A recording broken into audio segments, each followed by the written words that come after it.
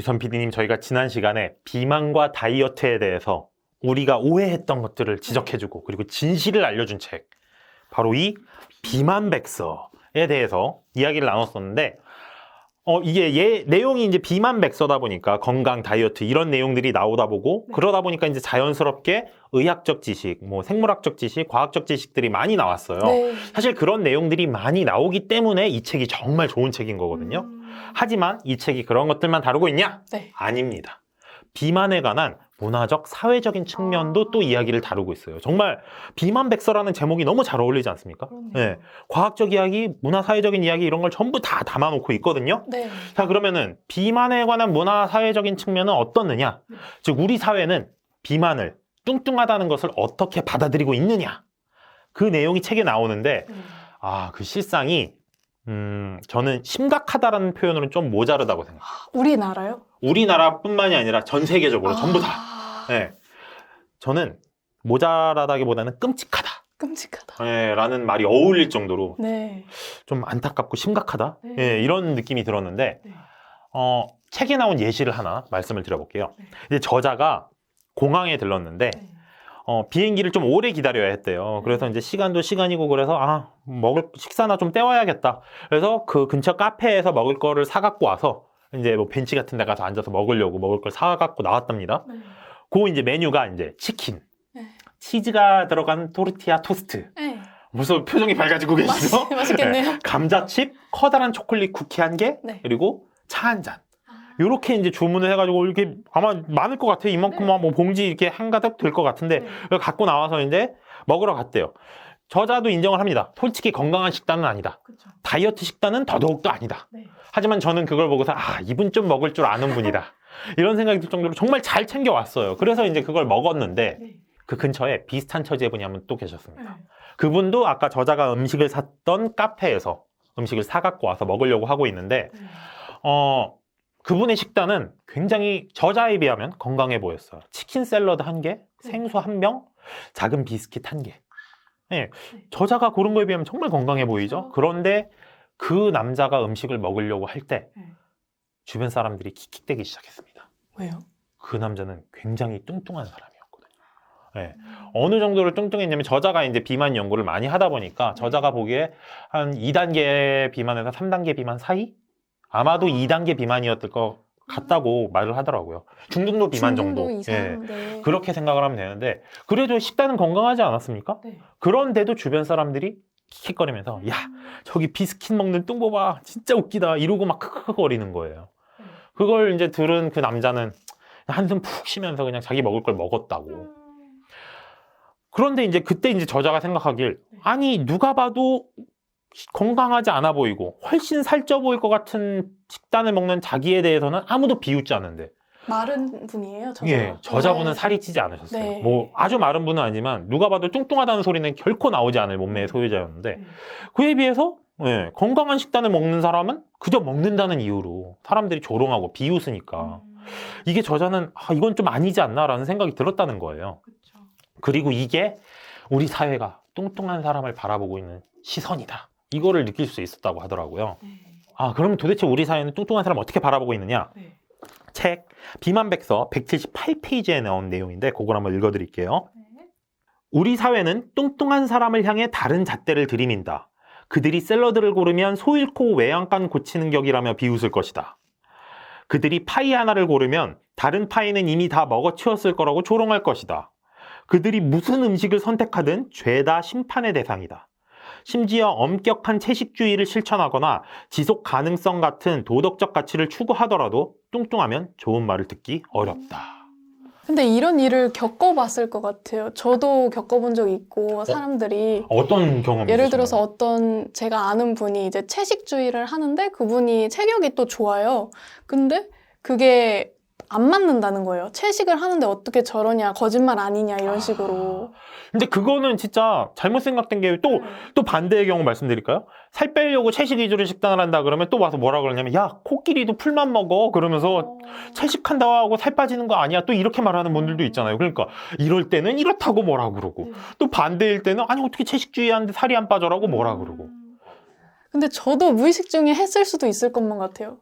이런 편견이 그쵸. 진짜 심각한 문제는 그겁니다. 이런 편견이 많은 사람들의 무의식 속에 다 들어있을 수 맞아요. 있다는 거예요.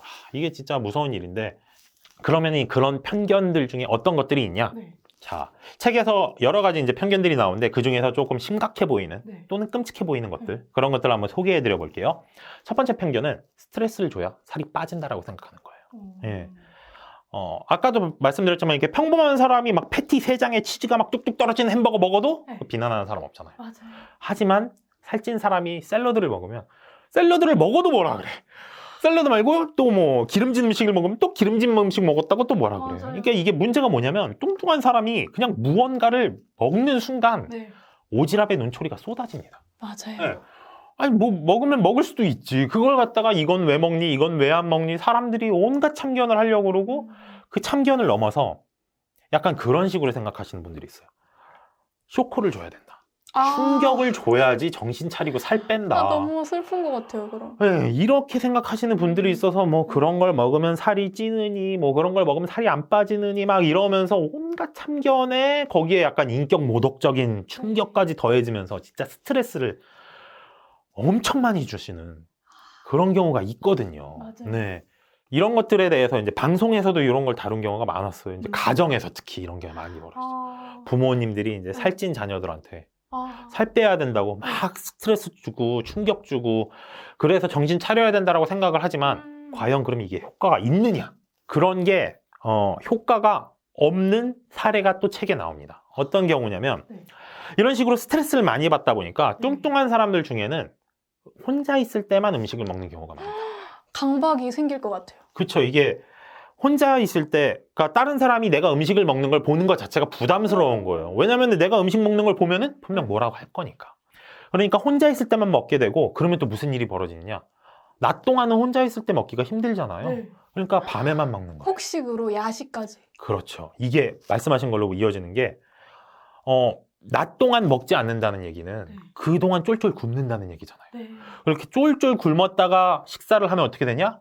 고열량, 고칼로리 음식을 선택할 가능성이 높아지고 말씀하신 대로 폭식, 과식으로 이어질 확률이 높아지거든요.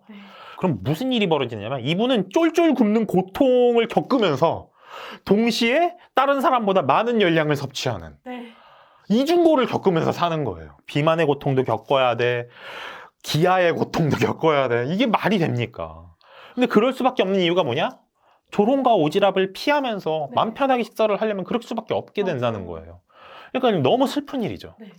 조금 공감이 될 것 같아요. 저는 통통했을 때 물론 약간 어린 나이였지만 그때 누군가가 보는 것 자체가 제가 뭘 먹을 때 되게 눈치를 많이 봤어요. 뚱뚱하다는 이유만으로 이제 놀림도 많이 받았고 또 남들이 나를 계속 보고 있는 것 같고 근데 오히려 다이어트 하고 나서는 뭘 먹어도 이제 남들 오히려 신경을 안 쓰게 됐거든요. 근데 그게 저 자신도 고정관념이 있는 것 같아요. 저도 저는 지금 체격을 보다시피 좀 뚱뚱하지 않습니까? 그러다 보니까 저는 솔직히 남의 그 시선은 잘 신경 안 쓰는 성격이에요. 예, 남들이 뭐라 하는 거는 잘 신경 안 쓰는데 저 스스로 죄책감을 느끼는 거예요. 이게 제가 치킨을 정말 좋아해서 그래도 한 달에 한 번 정도는 최소 먹긴 먹는데 먹고 나서 항상 마음이 너무 불편한 거야. 내가 이런 걸 먹으면 또 살이 찔 텐데 막 이런 게 그런 불편함이 남아있는 게 어떻게 보면 남의 눈치는 안 보더라도 나 자신의 눈치를 보는 약간 이런 느낌이 또 들죠. 그래서 이런 식으로 이제 그쵸. 저도 스트레스를 받는 거예요. 그런데 이렇게 스트레스를 받는 게 사실상 도움이 안 된다고 합니다. 그러게요. 예. 뭐라고 말할 정도냐면은, 스트레스가 너무 심해져서 오히려 건강을 망치는 경우도 있고, 또는 그 스트레스 때문에 원하는 체중 감량을 제대로 진행하지 못하게 되고, 쉽게 포기하게 되고, 이런 경우가 많다고 하기 때문에 스트레스를 줘야 살이 빠진다라는 생각은 진짜 안 좋은 편견이다. 예. 그런데도 그렇게 하게 되고 있는 그런 문화가 형성되어 있기 때문에 그렇게 구박을 주고 눈치를 주는 문화가 있기 때문에 그 사이 뚱뚱한 사람들은 정말 극심한 스트레스 속에서 살아가고 있다. 이게 정말 안타까운 점이죠. 이 책을 읽은 분들이라도 이제 저희부터도 그런 거를 좀 없애려고 노력을 해야겠네요. 스스로도. 생각을. 맞아요. 그럼 이런 거를 없애 나가는 게 정말 중요하고 그 방법에 대해서는 또 이따가 설명을 드릴게요. 두 번째 편견은 뚱뚱한 것은 오로지 개인의 책임이다 라는 생각이에요. 살 못 빼는 거는 개인의 책임 아닌가? 그러니까 라고 생각을 할 수 있는데 저번 시간에도 말씀드렸지만 살은 복잡한 문제예요.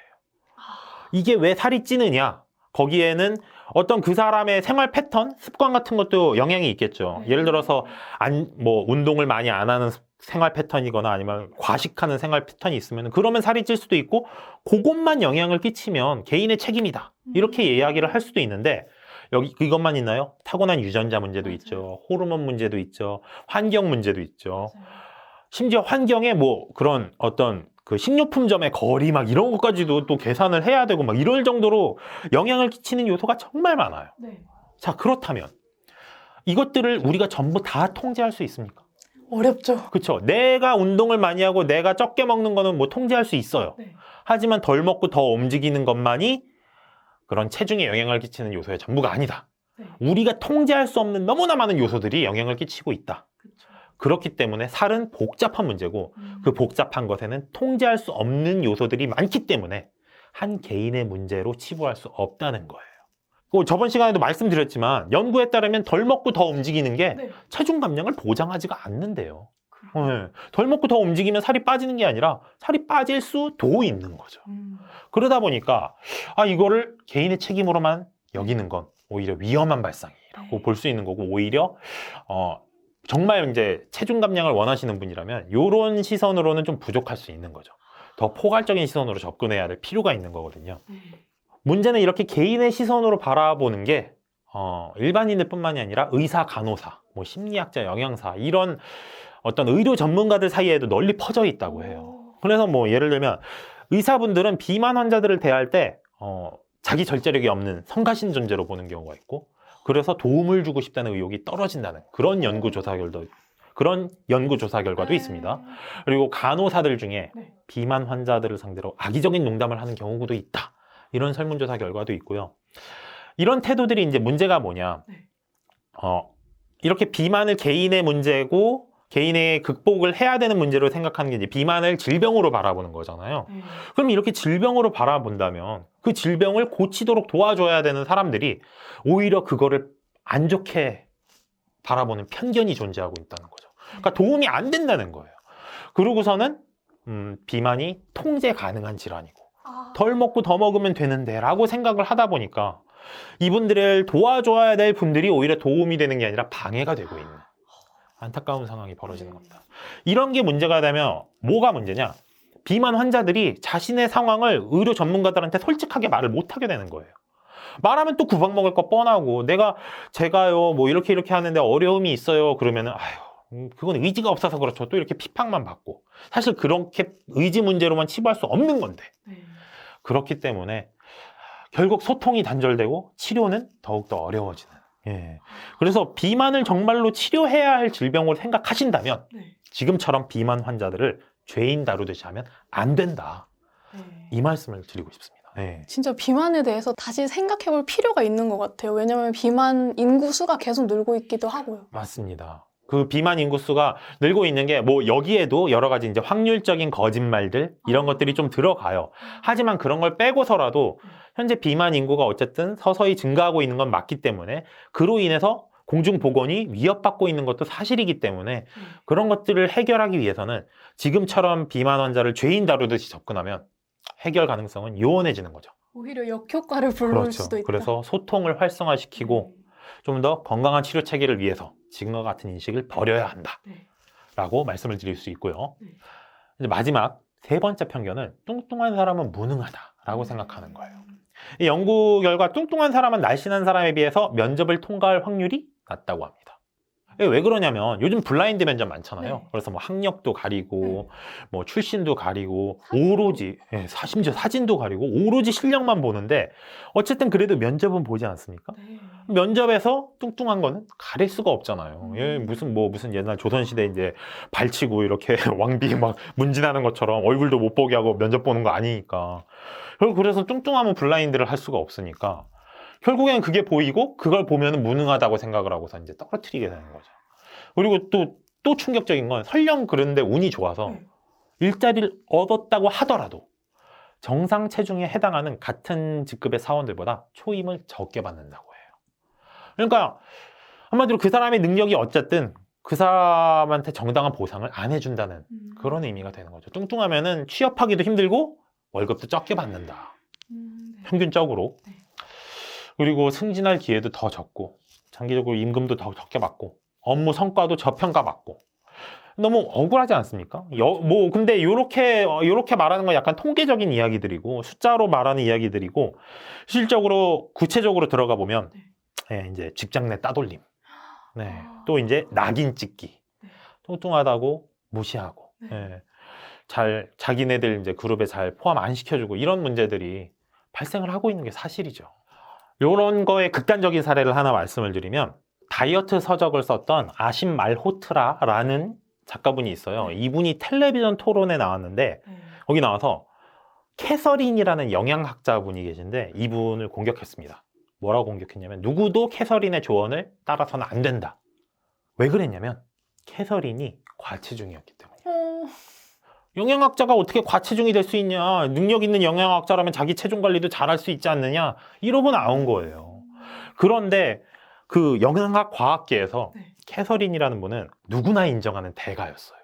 그리고 그 실력을 본인의 논문과 여러 가지 그런 연구 업적으로 충분히 증명하신 분이었습니다. 그런데도 과체중이라는 이유로 능력을 폄하한 거죠. 이게 사실 저는 이게 진짜 심각하다고 생각을 하는 게 뚱뚱하다고 일을 못하는 게 아니잖아요. 예. 뚱뚱해도 일을 잘할 수 있는데 우리 사회는 뚱뚱하다는 사람을 무능하다고 생각을 하고요. 그리고 그런 것들이 실제 통계적으로도 결과로 나오고 있고 저는 좀 많이 안타깝다고 생각을 해요. 네. 저도 이제 사람들이 하는 얘기를 들었을 때 막 뒤에서 얘기하는 거 있잖아요. 저 사람은 뚱뚱해가지고 게으를 거야 이런 얘기나 아니면은 왜 살을 못 빼지 저 사람은 절제력이 좀 없나 이런 얘기 아까도 얘기했지만 이런 거를 들어본 적이 있어요. 저를 두고 그런 말씀하셨다고요? 그런 거 들어보신 적 있나요? 근데 모르겠어요. 저도 이제 제 뒤에서 만약에 하게 되면 제 뒤에서 하는 이야기인가 저도 잘 못 들을 수 있는데 그런 분들은 있었죠. 이렇게 저한테 이제 노골적으로 저한테 이제 충격을 주겠다고. 자기 절제력이 없으니까 살을 못 빼는 거 아니냐. 뭐 이런 식으로 이야기하셨던 분도 있긴 있었어서 사실 뭐 뒤에서는 그런 얘기가 더 많이 나왔을 거라고 짐작은 하지만 아까도 말씀드렸듯이 제 성격이 그런 거 별로 신경 안 쓰는 성격이어가지고 뭐 그러든가 말든가 나는 치킨을 먹어야겠다. 물론 또 치킨을 먹고 치킨 먹으면 살찔 텐데라고 고민을 하고 뭐 이런 저 나름대로의 이렇게 저도 이제 왔다 갔다 하는 그런 마음고생을 하며 살았던 것 같아요. 그런데 전 하나 말씀드리고 싶은 거는 뚱뚱하다고 일을 못하는 건 아니다. 맞아요. 오히려 더 뚱뚱해도 일을 더 잘하는 사람 많고요. 실력하고 뚱뚱한 거는 상관이 없고요. 네, 그런 거를 우리 모두가 좀 알아야 되지 않을까. 예를 들어서 좀 정말로 자기 절제력이 없는 사람도 있을 수 있어요. 하지만 자기 절제력이 없다고 그 사람이 또 일을 못하는 건 아니잖아요. 그런데 또 하나 생각해 봐야 될 건 뚱뚱한 거는 복잡한 문제이기 때문에 그게 자기 절제력이 없다는 증거가 또 되지 않아요. 아까 말씀드렸잖아요. 통제할 수 없는 이유로 뚱뚱해질 수 있는 거기 때문에 다 그냥 뚱뚱하다고 자기 절제력이 없다고 생각하는 것도 말이 안 되고 자기 절제력이 없다고 무능하다고 연결되는 것도 말이 안 되기 때문에 뚱뚱하다가 무능하다로 연결되는 건 정말 이건 진짜 저는 얼토당토 없는 소리라고 생각을 합니다. 예. 자, 그러면 우리는 어떻게 해야 될까요? 어떻게 하면 이러한 편견에서 벗어날 수 있을까? 첫 번째, 체중에 관한 편견에 맞서는 가장 효과적인 방법은 우리가 체중을 마음대로 조절할 수 없다는 사실을 깨닫는 겁니다. 자, 그 중에서 가장 대표적인 게 바로 유전자잖아요. 네. 타고난 유전자 때문에 살이 더 잘 찌는 사람들이 있어요. 네.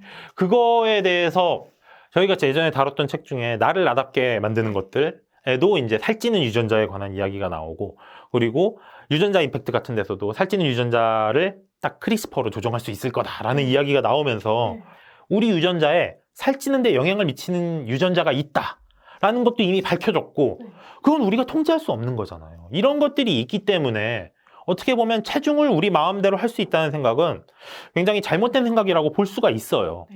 그렇다면 그런 걸 깨달아야지.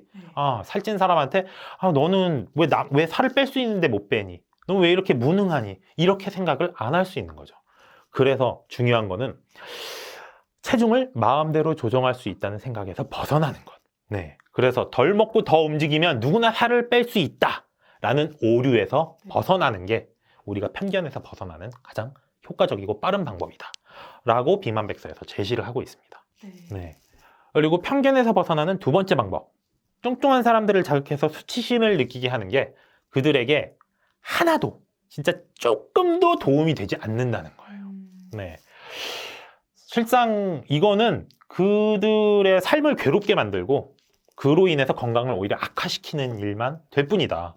이제 연구에 따르면은 이렇게 비만이 건강에 해악을 끼친다는 연구 결과들이 많잖아요.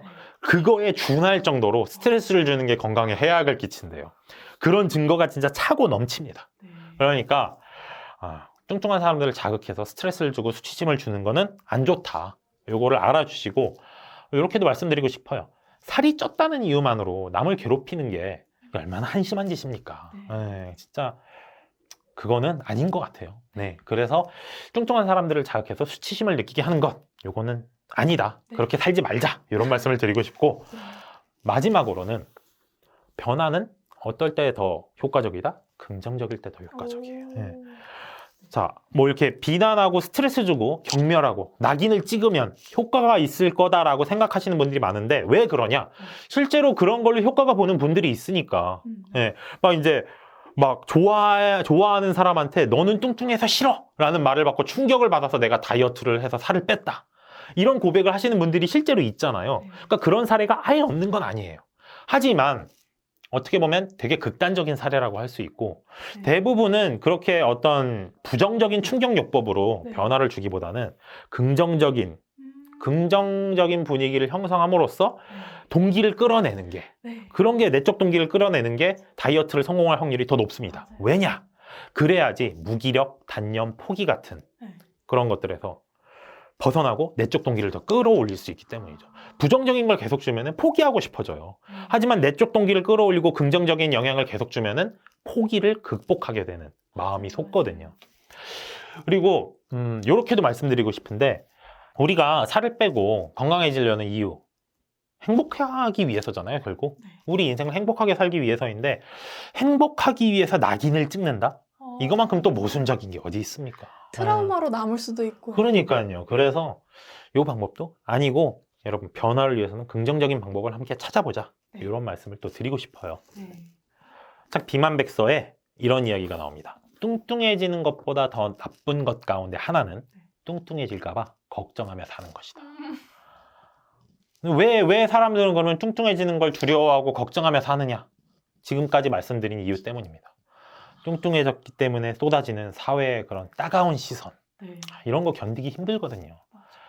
사실상 뚱뚱한다는 것 때문에 경멸을 받는다는 건 그냥 눈에 띄었다는 이유만으로 경멸을 당하는 거거든요. 어쩔 수 없잖아요. 네.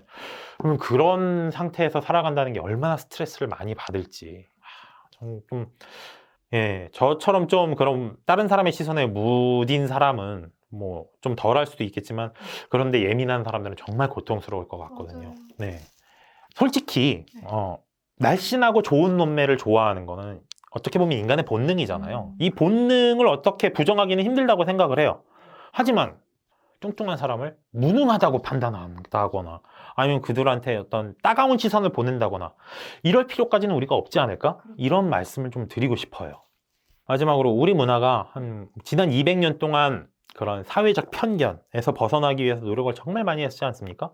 뭐 노예 해방도 결국 됐고 여성 참정권도 결국 쟁취해냈고 이런 것들이 이제 어떤 우리가 통제할 수 없고 바꿀 수 없는 것들 성별, 피부색, 출신 등으로 사람을 차별하면 안 된다 라는 사실을 우리에게 알려줬다고 생각을 해요. 자, 그러면 이제는 거기에 비만도 포함을 해야 된다는 얘기죠. 왜냐? 아까 말씀드렸다시피 비만은 통제 불가능한 요소를 포함하고 있기 때문에 그래서 비만을 개인의 책임으로 몰아가고 그걸 정죄하는 그런 문화에서 벗어나서 비난하지 않는 문화를 형성하는 것이 그래야지 긍정적인 면을 더 끌어낼 수 있잖아요. 그게 더 건강한 사회를 이룩하는 길이자 뚱뚱한 사람들을 더 건강한 체형으로 이끌 수 있는 그런 비결이 될 거라고 저는 생각하고 있습니다.